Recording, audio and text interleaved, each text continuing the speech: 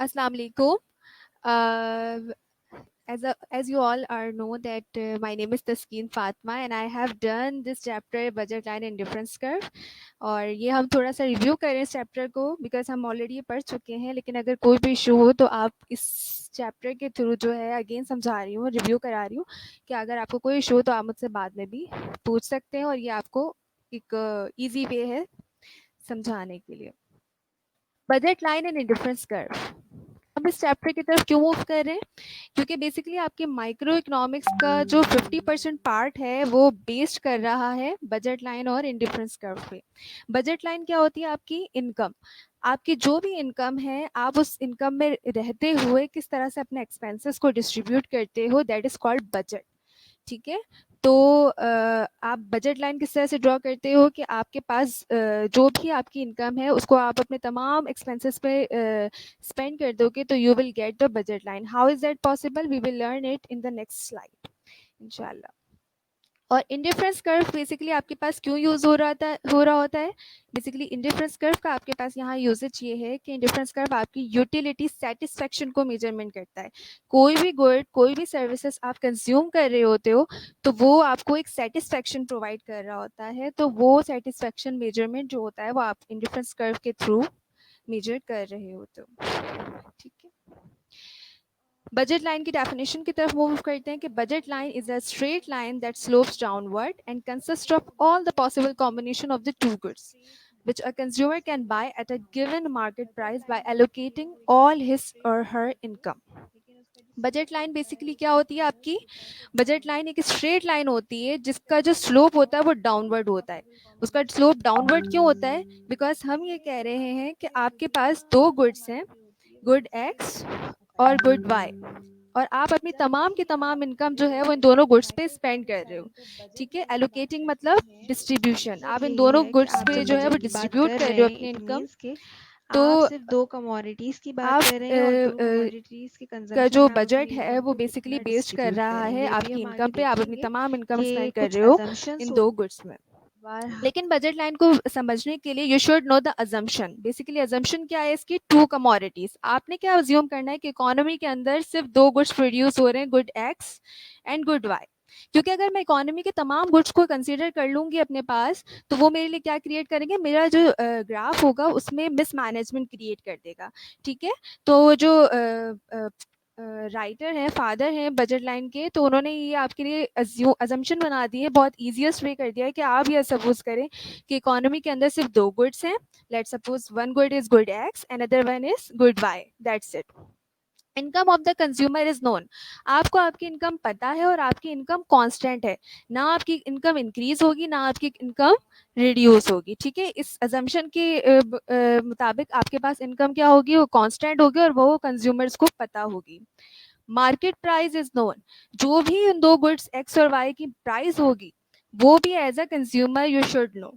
ऐसा नहीं है कि अगर आप बैठे हैं घर पे और आप 15 रुपीज़ लेकर जा रहे हैं कि मैं एक पेन परचेज कर लूंगी या कर लूंगा, तो आप बाहर मार्केट में जा रहे हैं और आपने उनसे पूछा तो वो आपको कहें कि 20 रुपीज़ जो है वो इसकी प्राइजेस है। ठीक है, प्राइजेस शुड नो, आपको पता होना चाहिए कि अगर आप 15 रुपीज़ लेके जा रहे हैं तो वहाँ आपको 15 रुपीज़ की ही वो चीज़ परचेज करेंगे आप। Expenditure is equal to the income. इसके अजम्पशन की सबसे अहम चीज़ वो ये है कि एक एफिशिएंट पर्सन, एक लॉयल पर्सन, एक वॉइस पर्सन वो ये ज़रूर समझेगा कि उसने अपनी तमाम इनकम को क्या करना है? स्पेंड कर देना है इन देयर एक्सपेंसेस। हम ये अजम्पशन क्यों लेते हैं? क्योंकि हम अपने रियल वर्ल्ड में रहते हैं, तो हम ये सोचते हैं कि एक पर्सन जो है अगर अपनी इनकम का ज़्यादा प्रोपोर्शन सेव करेगा तो वो ज़्यादा एफिशिएंट पर्सन है। लेकिन यहाँ के केस में बिल्कुल डिफर है, बिकॉज हम ये अज्यूम कर रहे हैं कि एक पर्सन है, उसकी लाइफ जस्ट वन डे है, तो वो एक दिन में जो कमाएगा वो स्पेंड कर देगा, ये उसकी एफिशिएंसी है।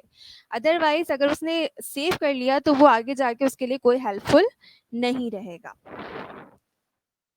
आपकी बजट देन हम लाइन आ है, जाते हैं बजट लाइन आपकी बजट इक्वेशन की लाइन तरफ। Budget line start equation basically मैंने मतलब आपको बजट लाइन तो हमने प्रीवियसली कह कर लिया चुकी भाई, हूँ बजट जो कि वी होता है आर आपके पास अज्यूमिंग क्या हियर होता है, दैट वी हैव टू आपकी जो गुड्स, भी गुड इनकम एक्स है एंड उसको गुड आप वाई, और ये दोनों के डिस्ट्रीब्यूट दोनों कर दो आपके पास अमंग डिपेंड कर रहे हैं बिटवीन आपकी goods. Income which is M. तो आपको ठीक है, तो पता चल पी जाएगा एक्स कि भाई ये बेसिकली यहाँ आपका पर जो शो बजट करे है। प्राइस ऑफ कमोडिटी अब X budget multiply by line Q X equation is कैसे क्वांटिटी ऑफ बनती है, क्या कमोडिटी होती है? X the concept of plus the budget P line Y is price precisely of Y explained plus through multiply the by following quantity Y is equation। जो budget Q line Y. Equation ठीक है, है वो आप तो किस ये तरह से बेसिकली दो रूप गुड्स हैं मेजर जिनकी करते हैं? प्राइस और क्वांटिटीज पी जो है वो एक्स, आपस में मल्टीप्लाई एक्स होंगी जो और है देन ऐड वो कर देंगे, आपकी तो यू विल सी कमोडिटी कि है, कोई आपकी गुड इनकम है, कोई कहाँ भी गुड कहाँ ले लें कितनी आप, कितनी उसको स्पेंड हो हमने रही है। एक्स किया है, और पी जो इस है वो केस में ये प्राइस चीज़ डिनोट बिल्कुल कर रही है। कंपलसरी नहीं है कि मल्टीप्लाई आप बाय जो है वो क्यू दोनों फॉर गुड्स जो है क्वांटिटी, वो एक एक्स ही फॉर एक्स मिकदार में कमोडिटी, एक्स कंज्यूम गुड। करें, लेकिन ठीक है, इट इज़ यानी यहाँ पर एफिशिएंसी हमने क्या कि लिया है, आप दोनों प्राइस ली गुड है में गुड कुछ एक्स कुछ की, अमाउंट और दोनों में उसको कंज्यूम मल्टीप्लाई करें, कर दिया चाहे एक ज़्यादा क्वांटिटी हो दूसरी कम हो, गुड बट दोनों कॉम्बिनेशन एक्स होने की। चाहिए।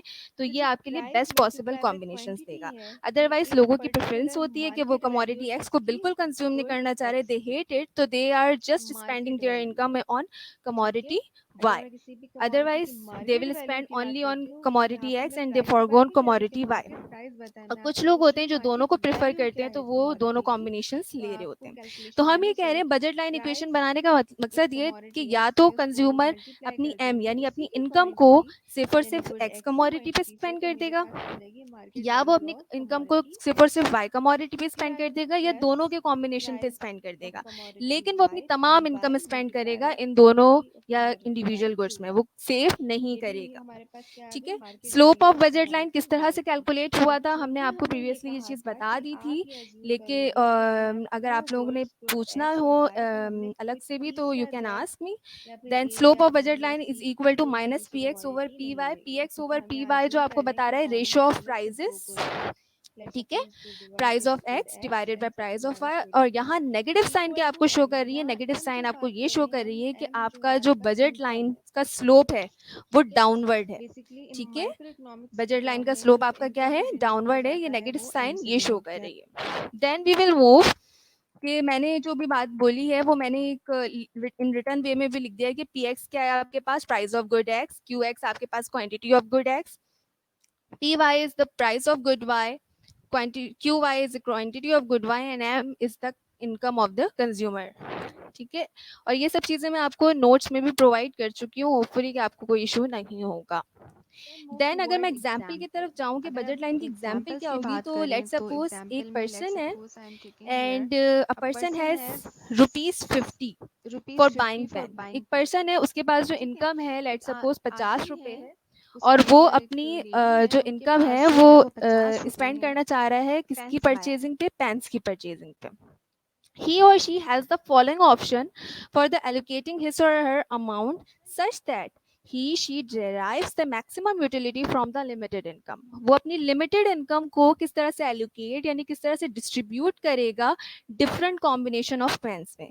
ठीक है, तो हमने अपनी assumption में से जो चीज़ बोली है कि अगर हम लेंगे तो सिर्फ दो ही गुड की बात करेंगे, गुड एक्स और गुड वाई। तो लेट्स सपोज यहाँ हम ले रहे हैं आप फर्स्ट रॉ में देखिएगा कॉम्बिनेशन लिखा हुआ है, देन जेल पेन्स। एक जेल पेन है जिसकी पर पेन यानी एक पेन की कीमत कितनी है, ₹10। The second one is dot pen, और उसकी कीमत जो है वो आपके पास, उसकी प्राइस जो है वो ₹5 है पर पेन, एक पेन ₹5 का। ठीक है, अब let's suppose we are assuming here कि एक पर्सन है, उसके पास ₹50 इनकम है, और उसने जो है वो तमाम की तमाम इनकम जो है वो स्पेंड करनी है पेन में। एक पर्सन है, उसका बिहेवियर पहले ये था कि जेल पेन तो बहुत ज़्यादा कॉस्टली है, ₹10 है, बिल्कुल डबल कीमत है डॉट पेन से।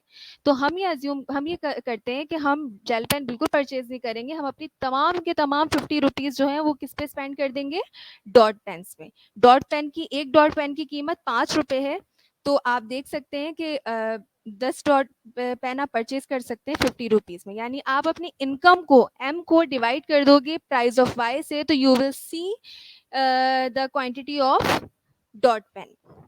ठीक है, तो हमने कहा इनकम कितनी है आपकी, ₹50। आपके डॉट पेन की प्राइस क्या है, ₹5। तो जब 50 को 5 से डिवाइड करोगे तो आपके पास क्वांटिटी आ जाएगी, दैट इज 10। 10 क्वांटिटीज आप इसमें कंज्यूम कर सकते हो। लेकिन हुआ क्या, नेक्स्ट स्टेप में उसका एक फ्रेंड आता है, कहता है कि जेल पेन प्राइस तो हाई है, लेकिन जो है इसकी क्वालिटी भी बहुत अच्छी है, इसकी इंक भी बहुत अच्छी है और ये बहुत अच्छा चलता है, बहुत स्मूथली चलता है, इसकी जो एफिशिएंसी है वो बेटर है डॉट पेन से।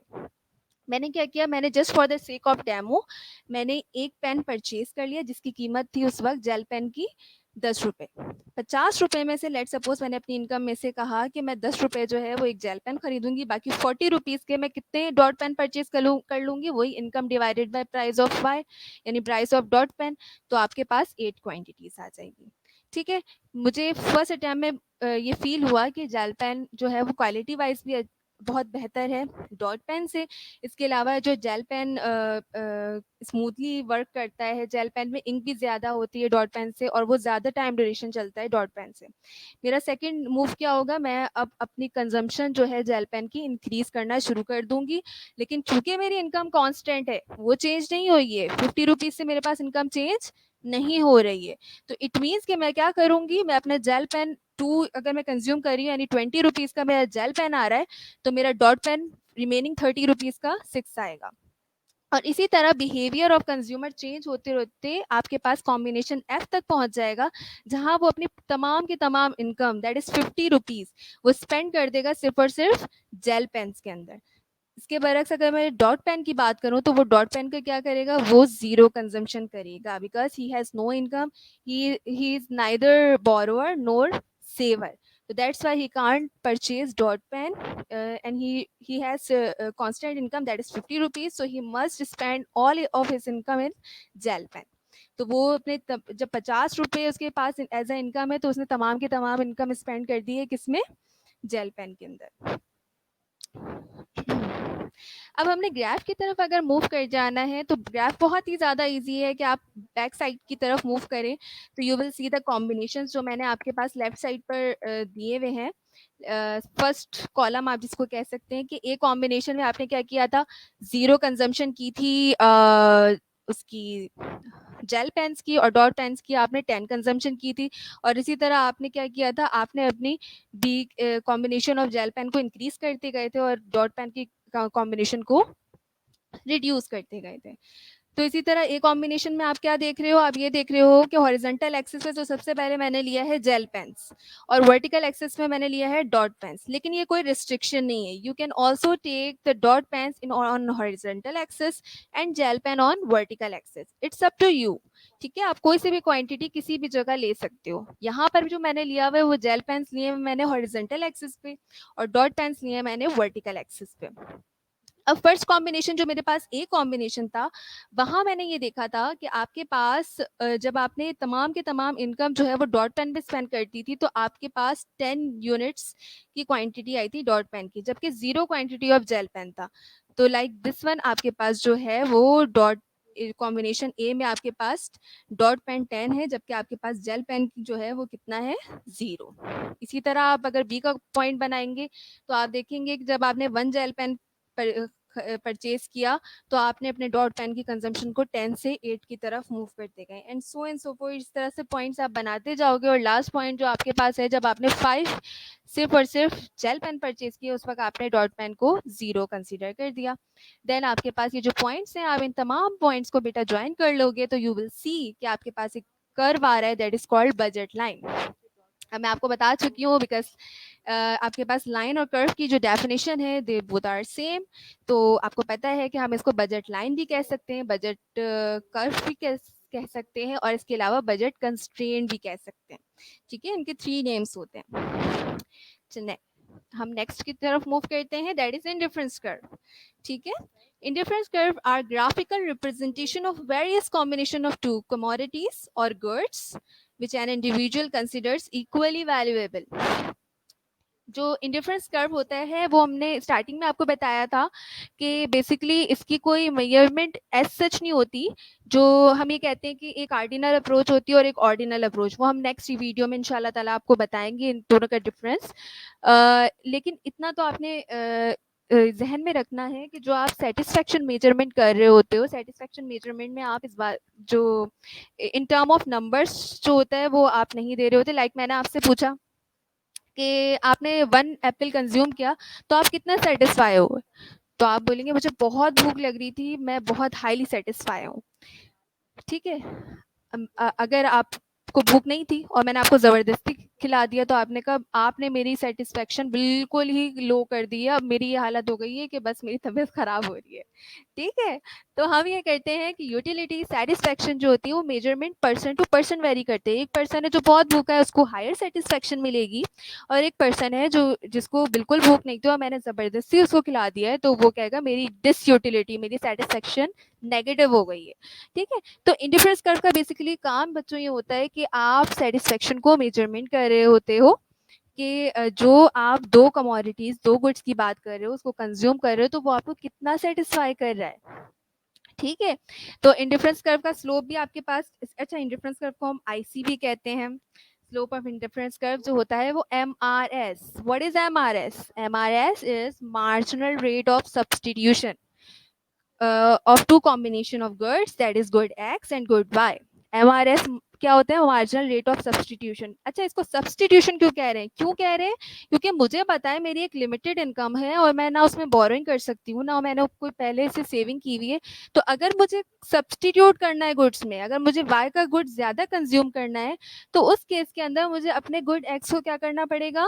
कम करना पड़ेगा, क्योंकि मेरे पास तो लिमिटेड इनकम है। तो अगर मैं एक कॉम्बिनेशन को बढ़ाऊंगी तो आई हैव टू रिड्यूस और I have to foregone the another one.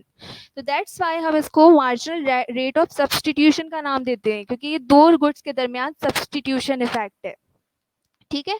इस एमआरएस के जो आपके पास फॉर्मेट है इसको हम ब्रेक करते हैं तो इसका फॉर्मूला बनता है minus change in quantity of X divided by change in quantity Y, ठीक है। एक्स आपके पास कोई भी कमोडिटी हो सकती है, वाई आपके पास कोई भी गुड हो सकता है, ठीक है। और नेगेटिव साइन आपको क्या शो कर रही है? ऑब्वियसली कि आपका इंडिफरेंस कर्व भी डाउनवर्ड स्लोपिंग है, that's why we are call here the slope of indifference curve, ठीक है। ये है आपके पास स्लोप ऑफ इंडिफरेंस कर्व, ठीक है, जिसको हम आईसी भी कहते हैं। अब ये क्या शो कर रहा है मेरे पास कि लेट सपोज 220 मैंने यूनिट्स गुड बी के परचेज किए पहले और 60 यूनिट्स जो हैं वो मैंने किसके परचेज किए? गुड ए के। अब मेरी प्रेफरेंस चेंज हो गई, मैंने कहा नहीं अली ने जो है वो ज़्यादा गुड्स जो है वो कंज्यूम करे हैं गुड ए के और लेस कंज्यूम किए हैं गुड बी के, तो मैं भी ऐसे ही करूँगी कंपटीशन में आ गई। तो मैंने क्या किया? मैंने गुड बी की कंजम्पशन को रिड्यूस करा और इनकम तो मेरे पास कांस्टेंट है तो मुझे रिड्यूस करना ही पड़ेगा। गुड बी को मैंने रिड्यूस किया और गुड ए को मैंने क्या कर दिया? इंक्रीज कर दिया। अब देखिए मैंने फॉरगोन कितने यूनिट्स किए? 30 यूनिट्स मैंने फॉरगोन किए, सिर्फ किसके लिए? 10 यूनिट्स कंज्यूम मोर कंजम्पशन के लिए। लेकिन आप देखो मेरे क्या इंडिफरेंस कर्व, मेरी सेटिस्फेक्शन लेवल पे कोई फर्क पड़ा? नहीं, मेरी सेटिस्फेक्शन लेवल तो वही है जो मेरी प्रीवियसली थी, जब मैं 220 गुड डी के कंज्यूम कर रही थी और गुड ए के मैं 60 कंज्यूम कर रही थी। इसकी वजह क्या है? उसकी वजह ये है कि आपको ये पता है कि कौन सा गुड आपको ज़्यादा सेटिस्फाई और सबसे ज़्यादा मैक्सिमम सेटिस्फेक्शन दे सकता है, ठीक है। तो हम ये कह रहे हैं कि आपके पास अगर गुड की क्वांटिटी एक बहुत ज़्यादा प्रोपोर्शन से रिड्यूस हो रही है और दूसरी कम प्रोपोर्शन से इंक्रीज भी हो रही है, तब भी आपके सेटिस्फेक्शन लेवल पे कोई फ़र्क नहीं पड़ा, आपका इंडिफरेंस कर्व वहीं है जहाँ पहले था, ठीक है। तो ये आपके पास इंडिफरेंस कर्व होता है। इंडिफरेंस कर्व की कुछ प्रॉपर्टीज़ होती हैं जिनको आपने याद रखना होता है, बहुत बहुत मैटर करती हैं, बहुत इंपॉर्टेंट होती हैं। They are downward sloping, as you all have seen कि इंडिफरेंस कर्व क्या था? आपके पास डाउनवर्ड स्लोपिंग कर्व आ रहा था, ठीक है। Higher indifference curve are preferred to lower ones. जितना ज़्यादा हायर इंडिफरेंस कर्व आपके पास जाएगा it means you are getting higher satisfaction and higher utility. तो जाहिर है जो चीज़ मुझे higher satisfaction higher utility provide करेगी आई प्रेफर दैट वन, ठीक है। As compare to this one जो जो चीज़ मुझे lower satisfaction lower utility provide करेगी तो मैं तो उसको प्रेफर नहीं करूँगी, ठीक है। तो ये एक प्रॉपर्टी बहुत अहम है कि higher indifference curve are preferred. क्यों? क्योंकि वो मुझे हायर सेटिस्फेक्शन देगा। Two indifference curve cannot intersect each other, they cannot intersect each other। दो इंडिफरेंस कर्व आपस में इंटरसेक्ट नहीं कर सकते, क्यों? हम आगे ग्राफ में बताएंगे। Indifference curve are convex, why? Let's see. सबसे पहले indifference curve is downward sloping. आप सब देख रहे होंगे कि यहाँ पर एक एरो डाउनवर्ड की तरफ जा रहा है, जो कि ये शो कर रहा है कि आपके पास इंडिफरेंस कर्व क्या है, डाउनवर्ड स्लोपिंग। अगर ये अपवर्ड की तरफ मूव करता, इसका स्लोप अपवर्ड की तरफ मूव होता, तो हम ये कहते हैं इंडिफरेंस कर्व अपवर्ड स्लोपिंग। लेकिन ऐसा नहीं होता कभी भी, indifference curve always in downward sloping. वो अदर केसेस होते हैं जो कि अब हमें यहाँ डिस्कस नहीं करने के, इंडिफरेंस कर्व एल शेप का क्यों होता है और डिफरेंट कैटेगरीज का क्यों होता है, ठीक है।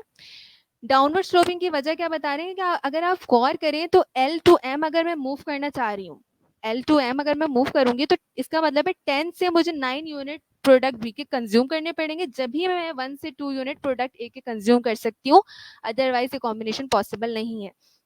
इसका मतलब है प्रोडक्ट ए को मुझे कंज्यूम ज़्यादा करने के लिए मुझे प्रोडक्ट बी को क्या करना पड़ा, फॉरगोन करना पड़ा, छोड़ना पड़ा, ठीक है। तो इसीलिए हम इसको कहते हैं नेगेटिव रिलेशन, डाउनवर्ड स्लोपिंग।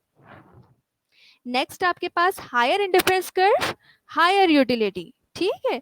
अब लेट सपोज कि आपके पास IC1 था जिसमें आपके पास A combination, B combination, C combination, D combination, different आपके पास कॉम्बिनेशंस बन रहे थे, ठीक है। लेकिन लेट सपोज अगर मैं ए की बात करूं तो ए पॉइंट में क्वांटिटी ऑफ ऑरेंज मैं लेट सपोज 4 ही रखती हूँ, बट मैंने अपनी जो कंजम्पशन ऑफ एप्पल है वो बढ़ा दिया। इस कॉम्बिनेशन में, ए कॉम्बिनेशन में तो आपके पास क्वांटिटी ऑफ ऑरेंज 4 है और क्वांटिटी ऑफ एप्पल 1 है। लेकिन लेट सपोज किसी भी वजह से, लेट सपोज मैंने अपनी कंजम्पशन ऑफ एप्पल को बढ़ा दिया लेकिन कंजम्पशन ऑफ ऑरेंज को कांस्टेंट रखा, 4 यूनिट ही मैं कंज्यूम कर रही हूँ ऑरेंज के, और मैंने क्वांटिटी ऑफ एप्पल को 1 से 2 की तरफ लेट सपोज ले गई, तो ये मेरी सेटिस्फेक्शन को क्या करेगा, हायर की तरफ लेके जाएगा, ये मेरी सेटिस्फेक्शन को इंक्रीज करेगा, मेरा इंडिफरेंस कर्व अपवर्ड की तरफ शिफ्ट करेगा, ठीक है। और इसी तरह अगर मैं 4 यूनिट जो है वो ऑरेंज की ही रखती हूँ और मैं कोई यूनिट या 1 से लेस कंजम्पशन करती है एप्पल की, तो वो मेरे लिए लोअर सेटिस्फेक्शन वो प्रोवाइड करता है, वो मेरे लिए लो यूटिलिटी होती है। यानी इसका मतलब है हायर इंडिफरेंस कर्व का मतलब होता है हायर यूटिलिटी, यानी I1 से I2 की तरफ मूव करो, I2 से I3 एंड I3 से I4 की तरफ मूव करो, it means you are going to be higher indifference curve, that is your higher utility. And if you are moving from I4 to I1, that is your lower indifference curve, that is your lower utility, lower satisfaction, ठीक है। तो तीन चीज़ों का बहुत ज़्यादा आपने ख्याल रखना होता है इंडिफरेंस कर्व में। प्रॉपर्टीज आप बहुत मैटर करती हैं, आपके एग्जाम्स में भी आती हैं ये। देन आपके पास एक अहम चीज़ आ जाती है, indifference curve can not intersect each other. हम ये कह रहे हैं higher indifference curve higher utility, lower indifference curve lower utility. चलिए अब मूव करते हैं कि आपके पास IC1 है जिसमें एक पॉइंट है B और एक IC2 है जिसमें पॉइंट है C। अब मैं ये कह रही हूँ कि B पॉइंट का जो इंडिफरेंस कर्व है वो मेरे पास लो है और IC2 में जो C पॉइंट है उसका इंडिफरेंस कर्व हाई है। तो यहाँ पर तो मैं ये बात कह दूंगी कि जो इंडिफरेंस कर्व 2 है जिसका पॉइंट C है वो हायर इंडिफरेंस कर्व है देन पॉइंट B। लेकिन मैं ए पॉइंट का क्या करूंगी, ए पॉइंट में तो दोनों इंडिफरेंस कर्व इंटरसेक्ट कर रहे हैं। अब मैं किसको बताऊंगी कि कौन सा पॉइंट जो है वो मेरे लिए हायर इंडिफरेंस कर्व प्रोवाइड कर रहा है और कौन सा पॉइंट मेरे लिए, कौन सा इंडिफरेंस कर्व मेरे लिए लोअर प्रोवाइड कर रहा है सेटिस्फेक्शन। तो ए पॉइंट जो है वो हमारे लिए कोई कंक्लूजन क्रिएट नहीं कर रहा, वो मेरी वॉयलेट कर रहा है इस वाली प्रॉपर्टी को, higher indifference curve higher utility, जिसको वॉयलेट नहीं होना चाहिए। तो इस वजह से दो इंडिफरेंस कर्व कभी भी आपस में इंटरसेक्ट नहीं हो सकते। Last one is indifference curve is convex to the origin. आप देख रहे होगे, एरो में भी देख रहे होगे कि आपका इंडिफरेंस कर्व क्या जा रहा है, कॉन्वेक्स टू द ओरिजिन, या आपकी कॉन्वेक्सिटी कहलाती है, ठीक है। अगर ये कॉन्केविटी होती तो इसका जस्ट अपोजिट आपके पास यूं कर्व बन रहा होता, but this is the convex to the origin, ये आपके जीरो से बिल्कुल कॉन्वेक्सिटी की तरह, ये जो आपके कर्व है ये कॉन्वेक्स कर्व है, दैट इज कॉल्ड कॉन्वेक्सिटी। तो आपके पास जो इंडिफरेंस कर्व होता है वो हमेशा कॉन्वेक्स टू द ओरिजिन होता है, कॉन्केव टू द ओरिजिन नहीं होता। उसके बाद हम आ जाते हैं कंज्यूमर इक्विलिब्रियम की तरफ। कंज्यूमर इक्विलिब्रियम को समझने के लिए first of all you should know the budget line and then you should know the indifference curve. हमने ये दोनों चीज़ें समझ ली हैं, बजट लाइन किस तरह से प्लॉट होता है, बजट लाइन की क्या कंस्ट्रेन है, क्या लिमिटेशंस हैं, we all aware of it. Then indifference curve हम क्यों लेते हैं, क्या मेजरमेंट होती है, वो हमने देख ली है। Now we will move toward the consumer equilibrium. Consumer equilibrium refers to a situation in which a consumer derives maximum satisfaction with no intention to change it and subject to given prices and his given income. The point of maximum satisfaction is achieved by studying indifference map and budget line together. ठीक है, consumer equilibrium जो होता है वो आपका किस तरह से अचीव होता है जब आप मैक्सिमम सेटिस्फेक्शन पे पहुंच जाते हो। और याद रखें, आप अपनी मैक्सिमम सेटिस्फेक्शन पे उसी वक्त जा सकते हैं जब आप मैक्सिमम जो है वो अपनी इनकम को स्पेंड कर देंगे, कंज्यूम कर लेंगे, यानी आपकी तमाम इनकम जो है वो कन्वर्ट हो जाएगी एक्सपेंसेस में। इस बात का ख्याल रखिएगा, ठीक है। और ये मैक्सिमम सेटिस्फेक्शन हमें कब अचीव होता है, जब आप स्टडी कर लेते हो इंडिफरेंस कर्व को या इंडिफरेंस मैप को और बजट लाइन को, which we have already done it. तो कंडीशन क्या होती है कंज्यूमर इक्विलिब्रियम की कि इंडिफरेंस कर्व का स्लोप और आपके पास बजट लाइन का स्लोप सेम होना चाहिए। कैसे? एमआरएस किसका स्लोप था? इंडिफरेंस कर्व का स्लोप था मार्जिनल रेट ऑफ सब्सटीट्यूशन, ठीक है, good X and Y equal to, should be equal to price of X divided by price of Y, that is the slope of budget line, ठीक है। Slope of indifference curve should be equal to slope of budget line, that's we called consumer equilibrium. लेकिन अगर ये condition ना हुई तो फिर कौन सी कंडीशन हो सकती है? Disequilibrium, condition of consumer disequilibrium condition हो सकती है जब अगर आप ये कहो कि आपके पास MRS marginal rate of substitution यानी slope of indifference curve is higher than slope of prices यानी बजट लाइन, या अगर आपके पास slope of indifference curve lesser than budget line slope, तो आपके पास इसका मतलब है कि आपका डिसइक्विलिब्रियम क्रिएट हो गया है। लेकिन आपको अचीव क्या करना है, आपका फोकस क्या है, आपके इस टॉपिक का फोकस सिर्फ और सिर्फ you have to study the consumer equilibrium. आपने इस तरफ मूव नहीं करना कि डिसइक्विलिब्रियम कैसे अचीव होता है। हमने जो फोकस करना है, हमने फोकस करना है कंज्यूमर इक्विलिब्रियम की तरफ, जिसको मैंने आपको कहा कि आपके पास slope of indifference curve should be equal to slope of budget line. Yes, this is the graph. This is actually the graph of consumer equilibrium where we have already learned about the budget line and difference curve. अभी आप देखें कि अगर मैं initial की बात करूं तो ये आपके पास जो B to A लाइन है, ये कौन सी लाइन है? बजट लाइन है, स्ट्रेट लाइन है, बिल्कुल ना, ये बजट लाइन है। अगर मैं इनिशियल IC1 की बात करूं तो ये डॉटेड जो इंडिफरेंस कर्व है, ये आपके पास फर्स्ट इंडिफरेंस कर्व है।